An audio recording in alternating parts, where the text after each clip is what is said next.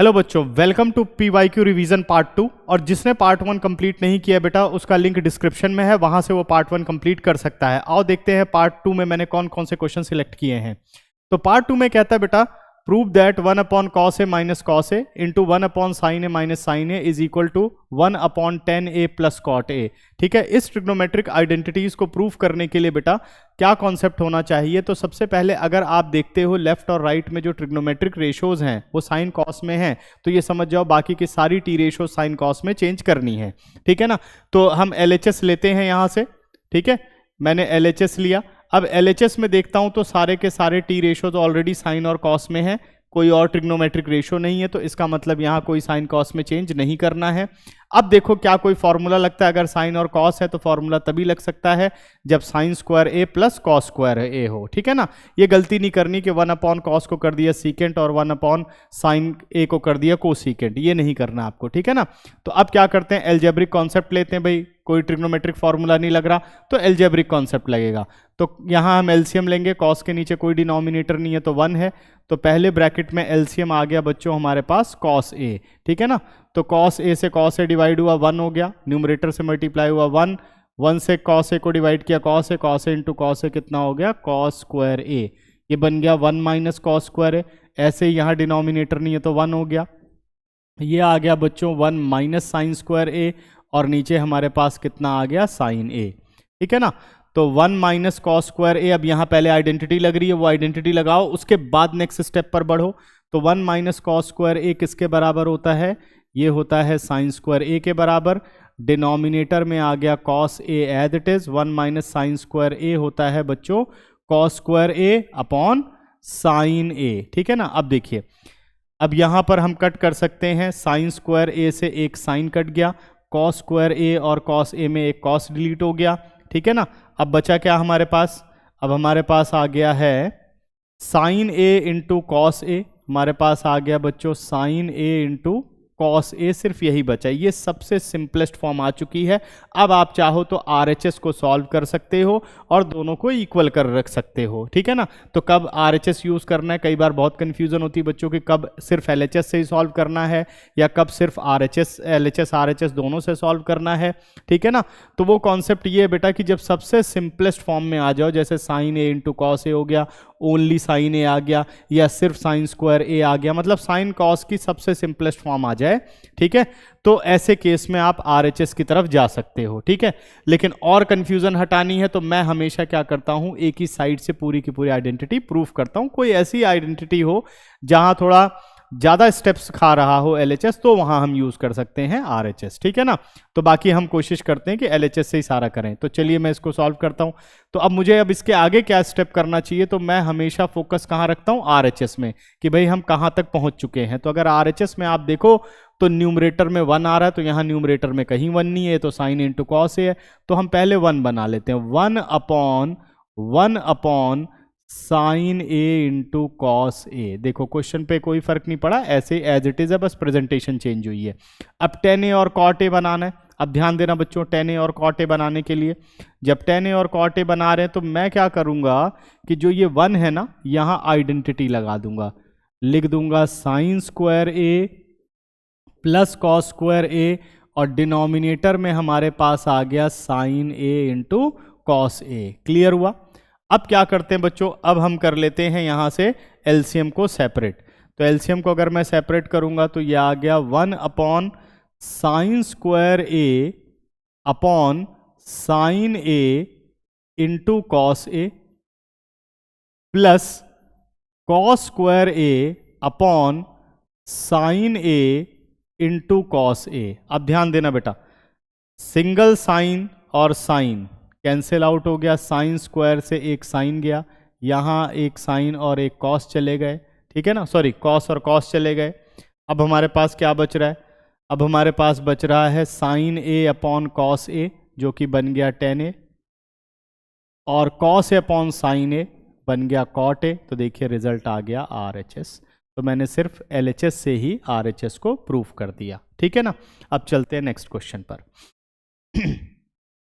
अगला क्वेश्चन देखिए बेटा, 3 unbiased coin are tossed simultaneously, find the probability of getting exactly 2 tails, at least 1 head और at most 2 heads. ठीक है ना, बहुत ही इंपॉर्टेंट कॉन्सेप्ट है, पेपर में बहुत बार आता है ये। ठीक है ना, तो इसलिए इस क्वेश्चन को लिया कि आपका कॉन्सेप्ट रिवाइज हो जाए।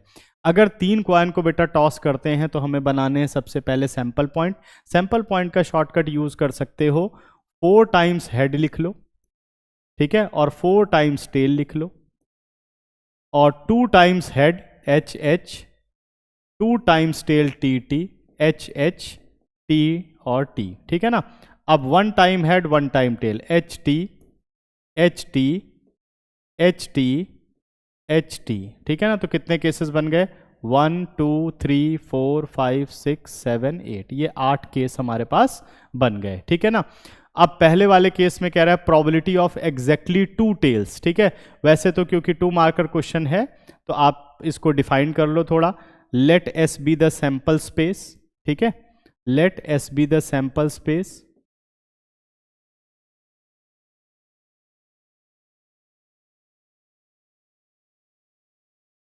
ठीक है, अब सैंपल स्पेस हमने ले लिया, तो इस सैंपल स्पेस में आप एलिमेंट्स लिख दो। एलिमेंट्स क्या हो गए, एच एच एच, ठीक है, एच एच टी और एच टी एच और एच टी टी। डायरेक्ट भी लिख सकते हो, कोई प्रॉब्लम नहीं है, टी एच एच, क्योंकि मैंने उसको यूज किया है तो मैं उसके अकॉर्डिंग ही लिख रहा हूं, टी एच टी, ठीक है, टी टी एच और ट्रिपल टी। करेक्ट है। अब बेटा यहां चाहो तो इवेंट्स लिख सकते हो, let A be the event exactly 2 tails, let B be the event at least 1 head, let C be the event at most 2 heads. ठीक है ना, इस तरीके से आप इवेंट्स एक्सप्लेन कर सकते हो, उसके बाद आप रिस्पेक्टिव प्रोबेबिलिटीज निकाल सकते हो। तो अब मैं प्रोबेबिलिटीज निकाल के दिखाता हूं। ठीक है ना, तो प्रोबेबिलिटी ऑफ ए क्या होगा, प्रोबेबिलिटी ऑफ ए कह रहा है एग्जैक्टली 2 टेल्स। एग्जैक्टली 2 टेल्स का मतलब क्या होता है कि ऐसे हमें सैंपल पॉइंट लेने हैं जिसमें एग्जैक्टली 2 टेल्स ही आते हों। तो एग्जैक्टली 2 टेल्स कौन कौन सा हो गया, एक तो ये हो गया H T T, T H T हो गया और टी टी एच हो गया। सिर्फ ये 3 केस हैं जहां एग्जैक्टली 2 टेल्स आते हैं।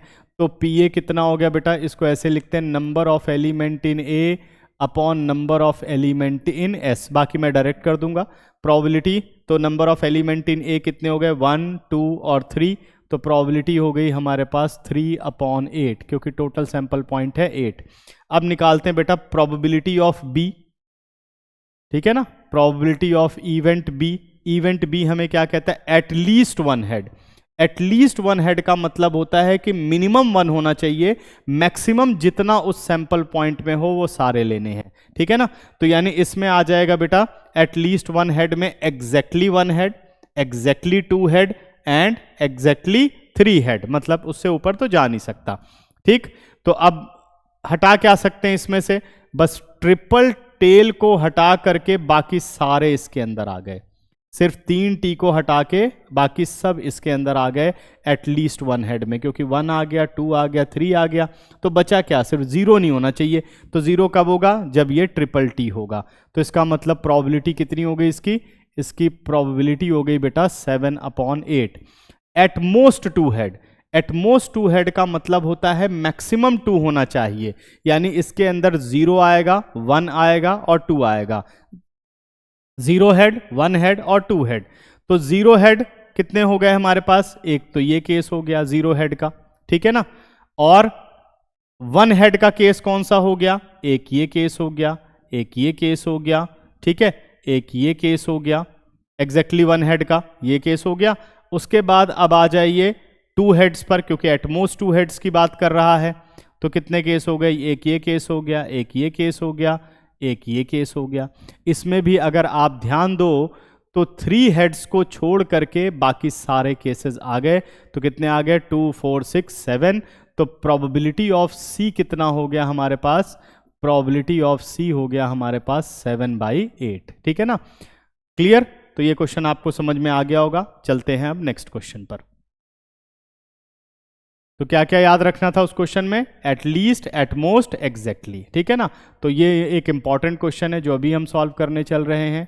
देखिए क्वेश्चन क्या कह रहा है, in the given figure PC is a tangent to a circle at point C, ठीक है। AOB is a diameter which when extended meet the tangent at point P, find angle CBA। कौन सा angle निकालना है बच्चों? CBA, ये वाला angle निकालना है, ठीक है ना। एंड एंगल BCO, और कौन सा एंगल निकालना है? BCO, एक ये एंगल आपको निकालना है, ठीक है ना, BCO। और एंगल PCA 110 डिग्री गिवन है, एंगल PCA आपको 110 डिग्री गिवन है। ये एंगल है PCA, यहां से यहां तक आपको 110 डिग्री गिवन है, ठीक है ना।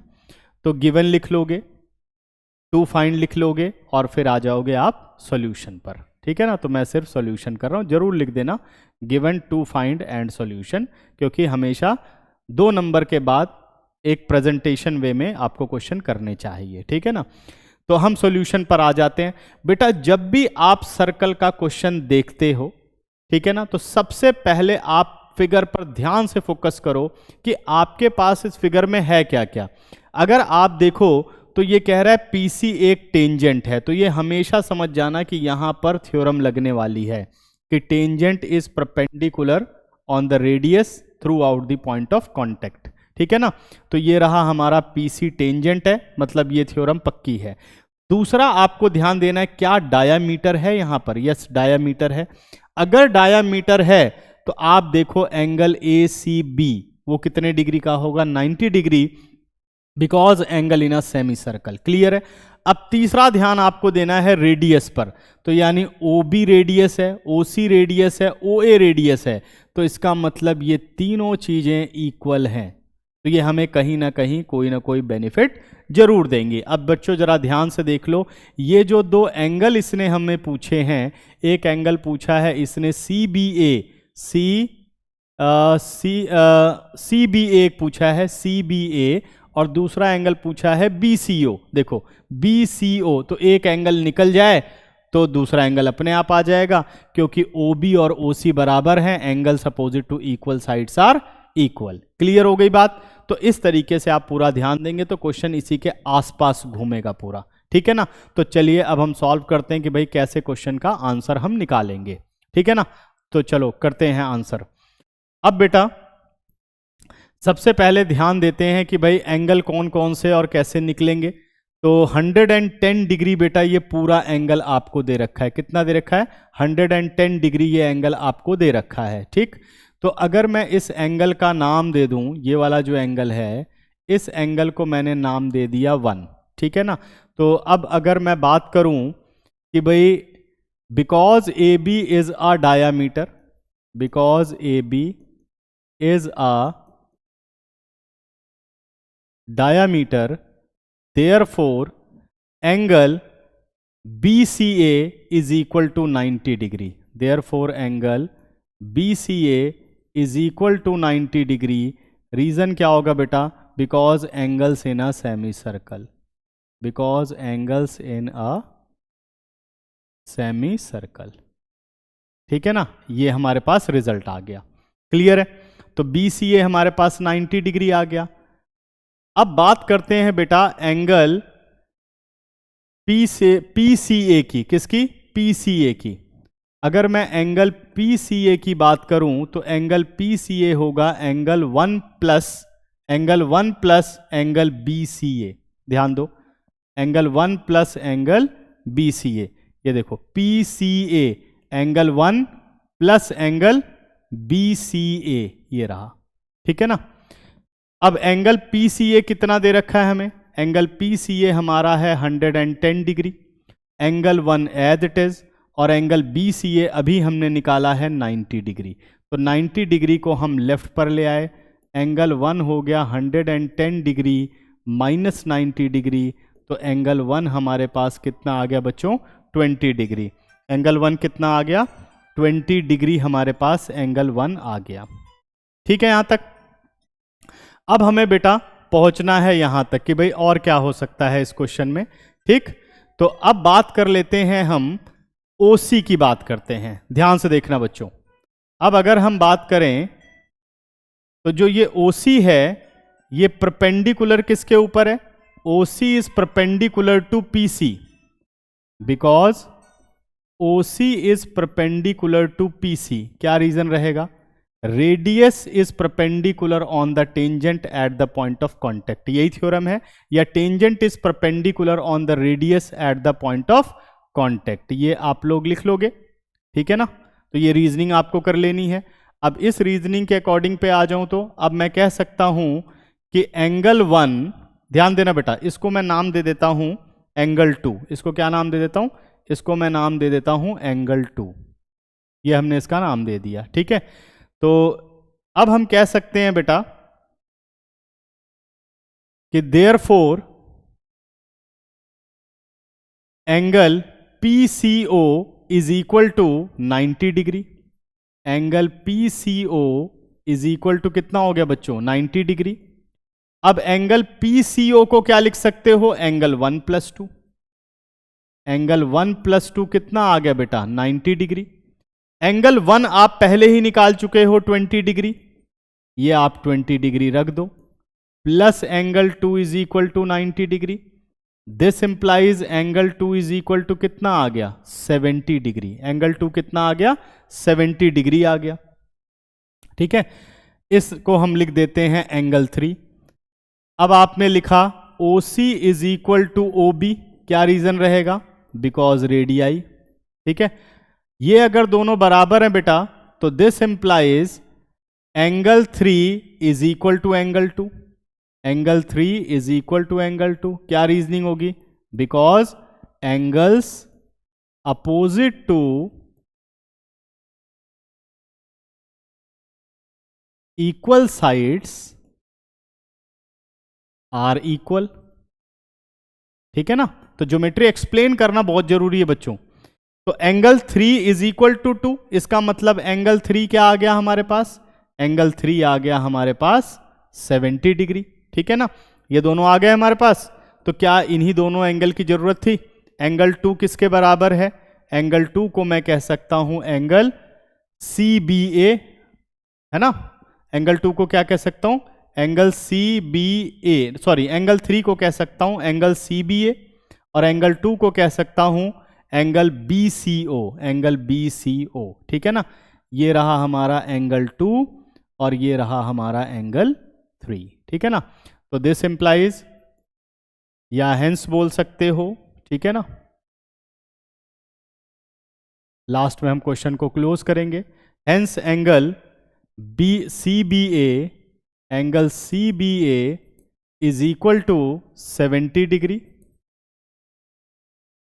और angle BCO is equal to 70 degree. ये हमारा हो गया बच्चों फाइनल आंसर, ठीक है? तो ये क्वेश्चन यहां पर हो जाता है खत्म, ठीक है? क्लियर? तो इसको ध्यान से क्वेश्चन को देख लेना, बहुत इंपॉर्टेंट क्वेश्चन है, ये रिपीट हो सकता है क्वेश्चन, ठीक है? नेक्स्ट चलते हैं। अगला क्वेश्चन बेटा, अगला क्वेश्चन ट्रिग्नोमेट्री का है। वैसे ये NCERT का ही क्वेश्चन है, लेकिन बस कॉन्सेप्ट समझाने के लिए मैंने इसको लिया है, क्योंकि ये कई बार रिपीट होता है, स्कूल के एग्जाम में भी रिपीट होता है, ठीक है ना? जो कि इसको भूल ना जाओ, इसलिए देख लो इस क्वेश्चन को। क्वेश्चन क्या बोल रहा है? cos A plus sine A minus 1, cos A minus sine A plus 1 is equal to cosec A minus cot A। ये वैल्यू हमें प्रूफ करनी है, ठीक है? तो बच्चों ध्यान रखना है इस क्वेश्चन में, अगर cosec A minus cot A आ रहा है तो यहां न्यूमरेटर और डिनोमिनेटर को साइन से डिवाइड करना है, क्योंकि आपको cosec और cot बनाना है यहां पर। और अगर यहां पर सीकेंट और tan आ रहा है तो लेफ्ट साइड में न्यूमरेटर और डिनोमिनेटर को किससे डिवाइड करना है? cos से डिवाइड करना है, ठीक है? तो चलिए LHS लेते हैं और इस पूरे क्वेश्चन को मैं सॉल्व करके दिखाता हूं। इसकी भी प्रैक्टिस बहुत अच्छे से कर लेनी है, ठीक है? तो dividing numerator and denominator, dividing numerator and denominator by sine A। कैसे जज किया? क्योंकि कॉसेक ए और कॉट ए है ना। कॉसेक को चेक कर लो कि 1/sin ए, कॉट ए होता है कॉस अपॉन साइन ए, तो डिनोमिनेटर क्या हो गया साइन ए, तो इसका मतलब साइन ए से डिवाइड करना है। सेक होता तो 1/cos और 10 होता तो साइन ए बाई कॉस ए, तो इसका मतलब डिनोमिनेटर कॉस ए है तो कॉस ए से डिवाइड करना है। तो चलिए डिवाइड कर देते हैं। ये बन गया हमारे पास कॉस ए प्लस साइन ए -1 और होल अपॉन साइन ऑफ ए। ठीक है, डिनोमिनेटर में भी आ गया बेटा कॉस ए माइनस साइन ए +1 और डिवाइडेड बाई साइन ऑफ ए। ठीक है, अब एलसीएम को कर लीजिए सेपरेट। अगर एलसीएम को सेपरेट करेंगे बच्चों तो cos A upon sine A क्या बन गया, ये बन गया cot A plus sine A upon sine A कितना हो गया 1, और 1 अपॉन साइन ए को क्या लिख सकते हो minus cosec A, sine minus का एज इट इज। डिनोमिनेटर में आ जाओ, sine A by cos A क्या बन गया कॉट ए, साइन और sine cancel out -1, 1 upon sine क्या बन गया कॉसेक ए। ठीक है, अब इसको हम थोड़ा अरेंज करके लिख लेते हैं। मैंने लिख लिया बेटा इसको cot A minus cosec A +1 और डिनोमिनेटर में आ गया हमारे पास cot A plus cosec A -1। ठीक है ना, ये आ गया हमारे पास। अब नेक्स्ट स्टेप इंपॉर्टेंट स्टेप है, इस पे ध्यान देना। नेक्स्ट स्टेप क्या कह रहा है बेटा कि cosec A minus cot A numerator में चाहिए, तो हमेशा याद रखना है कि आपको न्यूमरेटर वाले 1 को चेंज करना है। स्टेप बच जाएंगे, डिनोमिनेटर भी कर सकते हो लेकिन ये एक स्टेप बचाएगा। और अगर ये डिनोमिनेटर में होता 1 अपॉन समथिंग तो फिर डिनोमिनेटर वाले 1 को चेंज करते। ठीक है ना, और बेटा पेपर में कई बार जो क्वेश्चन है वो यहां से शुरू होता है। ठीक है, तो इसके बाद बस फाइनल स्टेप करना रह जाता है, तो फिर ये काम नहीं करना पड़ेगा, ऐसे भी क्वेश्चन बन चुका है, यही सेम क्वेश्चन रहेगा। ठीक है, तो अब क्या करेंगे हम चेंज करते हैं, जरा देखते हैं। ये बन गया हमारे पास cot A minus cosec A, और 1 को किस फॉर्म में चेंज करना है कॉसेक ए और कॉट ए की फॉर्म में चेंज करना है। तो 1 को क्या लिख सकते हो आप, 1 होता है बेटा कोसिकेंट स्क्वायर ए माइनस कॉट स्क्वायर ए, और होल अपॉन जो डिनोमिनेटर है उसमें कोई चेंजेस मत करो, उसे एज इट इज रहने दो। ठीक है ना, समझ में आया। अब बढ़ते हैं आगे। अब क्या करना है, अभी सब कुछ सेम रहेगा, वर्किंग सिर्फ आपको यहां पे करनी है।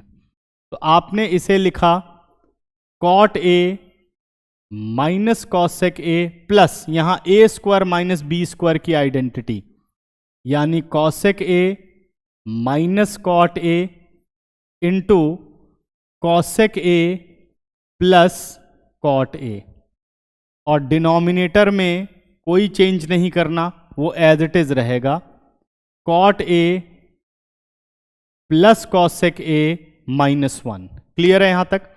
अब बेटा आगे ध्यान दीजिए, अब यहां cot A minus cosec A है और यहां cosec A minus cot A है, तो हम क्या करेंगे, मुझे प्रूफ क्या करना है, cosec A minus cot A, तो मैं यहां से माइनस साइन कॉमन ले लेता हूं। ठीक है, तो ये हमारा क्या बन जाएगा cosec A minus cot A, और फिर ये दोनों वैल्यूज को हम कॉमन ले लेते हैं। किसको, cosec A minus cot A को हम कॉमन ले लेते हैं। तो ब्रैकेट के अंदर देखो क्या बचा, cosec A minus cot A को मैंने कॉमन लिया है। फिर से एक बार ध्यान देना बच्चों, यहां से हम माइनस का साइन कॉमन ले रहे हैं, इन दोनों में से बाहर माइनस आया, ये जो कॉसेक माइनस का था प्लस का हो गया, और जो कॉट प्लस का था वो माइनस का हो गया, यानी cosec A minus cot A. जब बाहर आएगा तो यहां क्या बचेगा, यहां -1 बचेगा, और अंदर ये पूरा जा चुका है cosec A minus cot A, तो उसकी जगह बचेगा plus cosec A plus cot A बचेगा, और होल अपॉन जो रिजल्ट आ गया हमारे पास वो आ गया cot A plus cosec A -1। अब जरा चेक करना बेटा आप लोग कौन सा ब्रैकेट सेम है। ठीक है, अगर आप ध्यान दो तो ये रहा हमारे पास कॉट ए, क्या रहा हमारे पास cot A plus cosec A -1, yes cosec A positive, cot A positive, -1, तो यानी ये ब्रैकेट और ये ब्रैकेट सेम है, कैंसिल आउट हो गया। क्लियर हुआ, ये ब्रैकेट और ये ब्रैकेट सेम है, कैंसिल आउट हो गया। ठीक है, नेक्स्ट पर चलते हैं अब हम। ठीक, तो अब आता है हमारे पास नेक्स्ट, एक मिनट। ठीक है, तो अब हम बढ़ते हैं नेक्स्ट पर। कैंसिल करने के बाद अब रिजल्ट आ गया बेटा हमारे पास, cosec A minus cot A यानी इज इक्वल टू RHS आपने प्रूव कर दिया। ठीक है, तो इसलिए एक इंपॉर्टेंट क्वेश्चन ये बन जाता है। ठीक है, चलते हैं नेक्स्ट पर। अगला क्वेश्चन भी बेटा ट्रिग्नोमेट्री का क्वेश्चन है, ये भी मोस्ट इंपॉर्टेंट क्वेश्चन है, इसका भी ध्यान रखना है आपको। अब ये क्वेश्चन क्या कहता है, ये क्वेश्चन कह रहा है बच्चों, cot theta plus cos theta is equal to P, cot theta minus cos theta is equal to Q, then prove that P square minus Q square is equal to 4 times root P into Q. ठीक है ना, तो चलिए इसको LHS को लेते हैं पहले। ये हमने LHS लिया, LHS हो गया हमारे पास P square minus Q square. इसको लिख सकते हो बेटा P minus Q into P plus Q. ठीक है ना, ये ज़्यादा बेहतर रहेगा सॉल्यूशन के लिए। P प्लस क्यू की वैल्यू, जरा P की वैल्यू डालो आप। P की वैल्यू है हमारे पास cot theta plus cos theta, minus जब Q की वैल्यू रखोगे तो यहां अंदर के सारे साइन चेंज हो जाएंगे, ये हो गया minus cot theta plus cos theta, multiply with P plus Q. P की वैल्यू हो गई बेटा cot theta plus cos theta, यहां अंदर के अब साइन चेंज नहीं होंगे क्योंकि बाहर प्लस है, यह आ गया cot theta minus cos theta. देखिए क्या क्या जा रहा है, कॉट थीटा और cot theta cancel out, cos theta और cos theta cancel out, cos theta plus cos theta बन गया 2 टाइम्स ऑफ कॉस थीटा, और cot theta plus cot theta बन गया 2 टाइम्स ऑफ कॉट थीटा। तो ये हमें आंसर देगा 4 cos theta into cot theta. ठीक है ना। अब यहां अगर हम सिर्फ LHS से चलेंगे तो क्वेश्चन थोड़ा मुश्किल हो जाएगा, लेकिन सॉल्व हो सकता है, बट हम उस पर नहीं जाएंगे। हम क्या करेंगे, अब यहां से उठाएंगे RHS। क्या लेंगे बच्चों, RHS, और उस RHS को हम सिंप्लीफाई करेंगे। देखो अब RHS को कैसे आप सॉल्व करेंगे, ये हमने ले लिया क्वेश्चन का RHS। RHS हमें कह रहा है कि 4 times of root P into Q. ठीक है, 4 हमारा बाहर है, मैच कर रहा है देखो LHS से, तो 4 का तो कुछ नहीं करना, बस हमें अब क्या करना है, ट्रिग्नोमेट्रिक रेशियोज बनानी बस।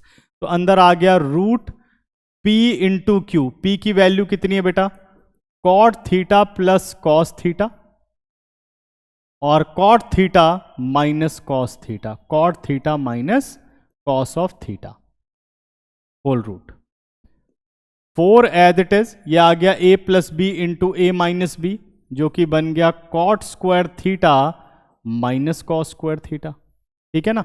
अब यहां पे कैसे सॉल्व करोगे, थोड़ा टेक्निक लगा लेते हैं। कॉट स्क्वायर थीटा को क्या लिख सकते हो, cos square theta upon sine square theta, क्योंकि बदलना किसको होता है, जो साइन कॉस नहीं होता, इसको नहीं बदलना, कॉस स्क्वायर को, माइनस कॉस स्क्वायर।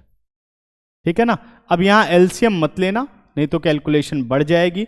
अब यहां हम क्या टेक्निक लगाते हैं जरा ध्यान देना।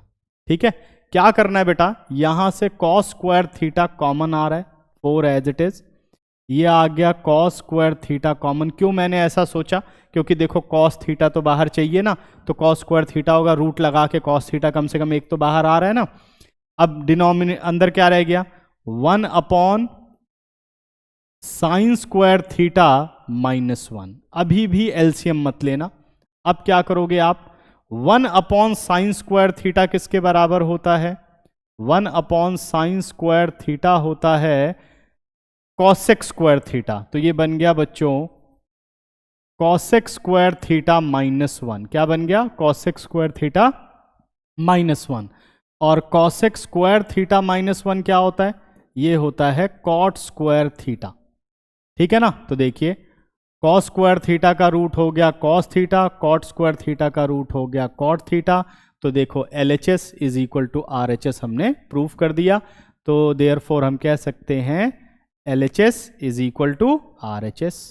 क्या हो गया, LHS is equal to RHS। हमारी ट्रिग्नोमेट्रिक आइडेंटिटी हो गई प्रूफ। क्लियर? चलें नेक्स्ट पर।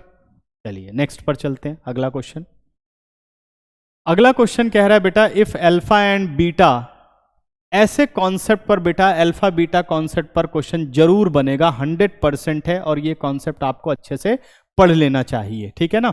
If alpha and beta are zeros of a quadratic polynomial, form a quadratic polynomial whose zeros are 2 upon alpha and 2 upon beta, ठीक है ना। तो एक क्वाड्रेटिक पॉलिनोमियल है जिसके जीरोज आपको अल्फा और बीटा दिए हुए हैं, और आपको एक उससे रिलेटेड क्वाड्रेटिक पॉलिनोमियल बनानी है जिसके जीरोज हैं 2 upon alpha and 2 upon beta. Clear है? अब बच्चों जरा यहां ध्यान दो, इसको आप फैक्टराइज तो कर नहीं सकते कि भाई जीरोज निकाल पाओ अल्फा बीटा, तो हमेशा क्या कॉन्सेप्ट लगाना है, आपको निकालना है सबसे पहले sum of the zeros. Alpha plus beta होता है माइनस बी अपॉन ए, यानी अल्फा प्लस बीटा हमारे पास हो गया माइनस क्यू अपॉन पी। ये आपने पहला रिजल्ट निकाल लिया, ठीक है ना, पहला रिजल्ट आपने निकाल लिया, ठीक है। इसके बाद दूसरा निकालो बेटा अल्फा इंटू बीटा, यानी प्रोडक्ट ऑफ द जीरोज अब आपको निकालना है। तो अल्फा इंटू बीटा कितना होता है, C upon A. Alpha into beta कितना होता है बेटा, सी अपॉन ए। तो this implies alpha into beta, C हमारे पास है 1 और पी हमारे और ए हमारे पास कितना है पी, तो ये बन गया 1 अपॉन पी, यानी अल्फा प्लस बीटा आपने निकाल लिया और अल्फा इंटू बीटा आपने फाइंड आउट कर लिया, ठीक है ना। ये दोनों हमारे पास आ गए हैं। क्लियर है यहां तक? अब आ जाओ भाई कि हमें जो पॉलिनोमियल बनानी है उसके जीरोज 2 अपॉन अल्फा और 2 अपॉन बीटा दे रखे हैं, 2 अपॉन अल्फा और 2 अपॉन बीटा दे रखे हैं। तो पहले हम निकाल लेते हैं इन दोनों का sum of zeros. Sum of zeros क्या होगा, 2 upon alpha plus 2 upon beta. तो हम क्या करेंगे, पहले 2 को ले लेंगे common, 1 upon alpha plus 1 upon beta. अब एलसीएम ले लेते हैं बेटा, एलसीएम क्या हो गया, अल्फा इंटू बीटा, तो ये आ गया आपका beta plus alpha. Alpha plus beta और beta plus alpha same thing, तो अल्फा प्लस बीटा की वैल्यू कितनी हो गई, माइनस क्यू अपॉन पी। ये आ गया आपका माइनस क्यू अपॉन पी, और अल्फा इंटू बीटा की वैल्यू कितनी हो गई, 1 अपॉन पी। ये देखिए, तो बच्चों p और p कैंसिल आउट हो जाएंगे, सम ऑफ द रूट्स या सम ऑफ द जीरोज आ गए -2q। सही है? अब निकाल लो प्रोडक्ट ऑफ द जीरोज। क्या निकालना है हमें, प्रोडक्ट ऑफ द जीरोज अब हमें फाइंड आउट करना है। निकाल लेते हैं product of the zeros. Product of zeros, तो प्रोडक्ट ऑफ जीरोज होगा अल्फा इंटू बीटा, तो यानी हमारे जीरोज हैं 2 upon alpha into 2 upon beta, यानी ये बन गया हमारे पास 4 upon alpha into beta, 4 upon alpha into beta. Alpha into beta किसके बराबर है, 1 अपॉन पी के, तो 4 अपॉन 1 अपॉन पी। सिंप्लीफाई करोगे तो कितना आंसर आ जाएगा, सिंप्लीफाई हमने किया तो आंसर आ गया 4p। तो सम ऑफ द जीरोज मिल गए, प्रोडक्ट ऑफ द जीरोज मिल गए। अब हम निकालते हैं अपनी पॉलिनोमियल, ठीक है।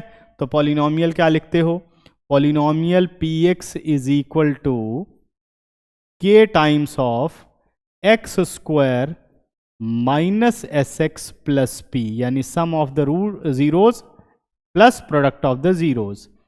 k into X square, S X की वैल्यू कितनी बेटा, s की वैल्यू कितनी है, सम ऑफ द जीरोज -2q निकला है, तो माइनस और माइनस कितना हो गया प्लस, प्लस 2qx।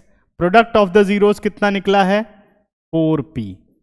तो ये हमारे पास इस क्वेश्चन का फाइनल आंसर हुआ, ठीक है ना। कई जगह देखोगे तो सॉल्यूशन में k नहीं लिखा रहता है, कोई फर्क नहीं पड़ता है, लेकिन आप k लिख दो, ज्यादा बेटर रहेगा, ठीक है। समझ गए? तो बढ़ते हैं अब नेक्स्ट पर। अगला क्वेश्चन है हमारे पास, rectangle ABCD circumscribe the circle of radius 10 centimetre, prove that ABCD is a square and hence find the perimeter of ABCD, यानी स्क्वायर ABCD का हमें पेरीमीटर भी बताना है। क्लियर है? तो ये भी बहुत अच्छा क्वेश्चन है, और ये NCERT से रिलेटेड क्वेश्चन है बच्चों, NCERT से रिलेटेड क्वेश्चन है। ठीक है, तो आप गिवन लिख लेंगे और टू प्रूव लिख लेंगे। हम सीधा आते हैं प्रूफ पर। गिवन टू प्रूव लिख लेंगे आप। अब हम आ जाते हैं सीधा बच्चों प्रूफ पर। क्लियर है? तो सबसे पहला काम है कि हम फिगर बना लेते हैं। फिगर में क्या बोल रहा है?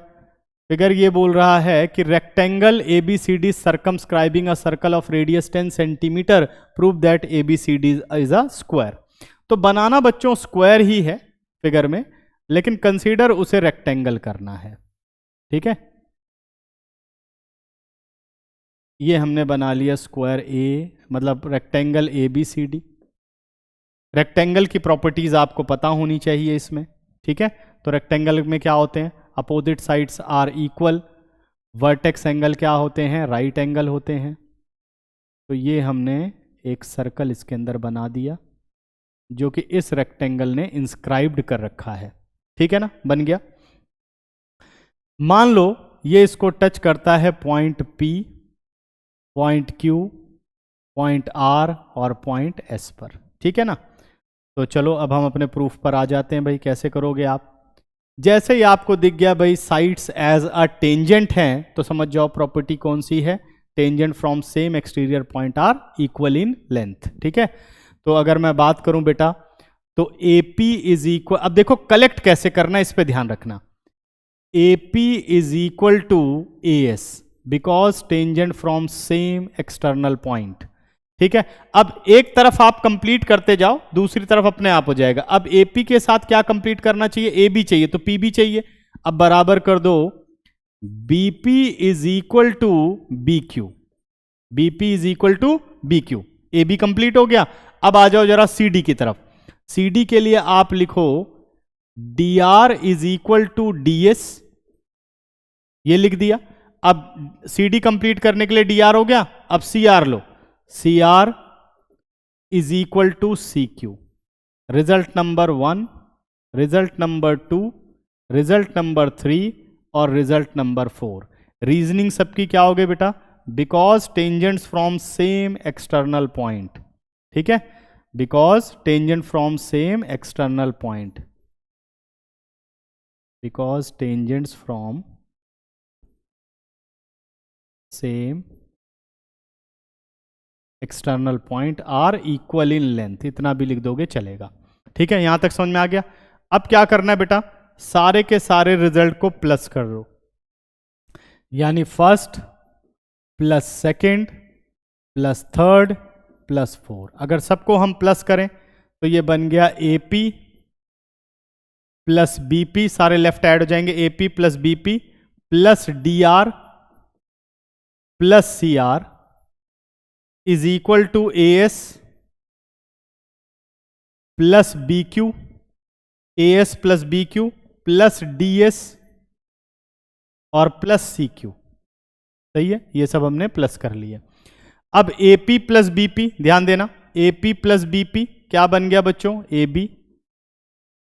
DR plus CR, DR plus CR बन गया CD, DR plus CR CD। अब राइट पर आ जाओ, राइट पे AS प्लस DS को ऐड करो, AS प्लस DS, ये हो गया आपका AS प्लस DS बन गया AD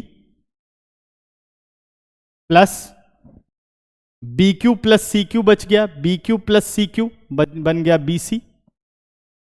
ये हमारे पास रिजल्ट आ गया। ठीक है ना, समझ गए? ये हमारे पास आ गया 5th रिजल्ट। अब आगे ध्यान दो भाई, एक रेक्टेंगल स्क्वायर कब होगा? जब उसकी ऑल साइड्स इक्वल होंगी। अब ऑल साइड्स कैसे इक्वल करोगे इसको समझते हैं। ठीक है, अब देखो बेटा, AB is equal to CD, AB is equal to CD, opposite sides of rectangle. AD is equal to BC, AD is equal to BC, opposite sides of rectangle. ठीक है ना, तो क्या रीजनिंग रहेगी? Because opposite sides of a rectangle. Clear है यहां तक? अब इसी से हम कह सकते हैं बेटा, देयरफॉर फ्रॉम रिजल्ट 5th, अब 5th रिजल्ट में मैं क्या बोल सकता हूं उस पर जरा ध्यान दो आप लोग। तो रिजल्ट नंबर 5 में हम कह सकते हैं ए बी की जगह क्या लिख सकता हूं बेटा, ए बी, और सी डी की जगह क्या लिख सकता हूं, ए बी। ऐसे ही A D as it is B C की जगह लिख सकता हूं ए डी। ध्यान देना बेटा, A B plus A B 2 times of A B, A D और A D 2 times of A D, 2 and 2 cancel out, ये आ गया हमारा A B is equal to A D. अगर किसी भी रेक्टेंगल में एडजेसेंट साइड बराबर हो गई, ध्यान से देखो, A B is equal to A D, A D बेटा बी सी के इक्वल है और ए बी सी डी के इक्वल है, तो क्या चारों आपस में इक्वल नहीं हो गई? तो therefore A B C D is a square. ठीक है ना, तो अब मैं क्या कह सकता हूं, hence A B C D is a square, hence A B C D is a square. आपने प्रूफ कर दिया। ठीक है ना, समझ गए? आपने क्या कह दिया कि एक रेक्टेंगल अगर एक सर्कल को इंस्क्राइब करता है तो वो स्क्वायर होता है, ये बात प्रूफ हो गई। अब दूसरी बात कहता है find the perimeter of ABCD. एक स्क्वायर का पेरीमीटर क्या होता है, 4 इंटू साइड। तो अगर स्क्वायर का पेरीमीटर निकालना है बेटा तो हमें स्क्वायर की लेंथ ऑफ साइड पता होनी चाहिए। अब स्क्वायर की लेंथ ऑफ साइड कैसे निकालोगे, इस पे ध्यान देते हैं। ठीक है, तो अगर आप ध्यान दो तो भाई यहां से अगर आप कोई भी परपेंडिकुलर ड्रॉ करो, ठीक है, इसे ज्यादा एक्सप्लेन नहीं करना, डायरेक्ट आंसर करना होता है। अगर आप यहां से कोई भी परपेंडिकुलर ड्रॉ करो तो ये क्या है बेटा, point of contact. Point of contact से अगर कोई भी परपेंडिकुलर ड्रॉ करोगे तो कहां से पास करेगा, वो सेंटर से पास करेगा, और ये आगे जाकर के कहां मिलेगा, आर पर मिलेगा। इसका मतलब जो ये डायामीटर है ना, देखो ये भी 90 है, ये भी 90 है, करेक्ट है, ये भी 90 है। तो अगर आप देखो तो क्या हो गया, ये distance between two parallel line नहीं हो गया, और जितना आरपी है उतना ही एडी होगा।